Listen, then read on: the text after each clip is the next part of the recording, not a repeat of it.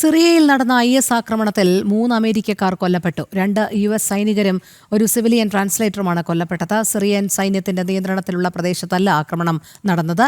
ആക്രമണത്തിന്റെ ഉത്തരവാദിത്വം ആരും ഏറ്റെടുത്തിട്ടില്ല. സിറിയയിലെ പമൈറ നഗരത്തിലാണ് ആക്രമണം നടന്നത്. IS ഭീകരാക്രമണത്തിൽ 3 അമേരിക്കക്കാർ കൊല്ലപ്പെട്ടു.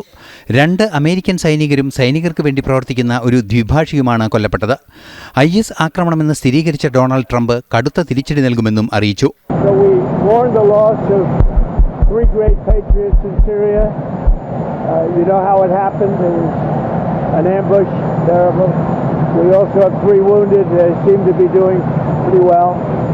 So we mourn the loss. These are three great people, and it's just a terrible thing.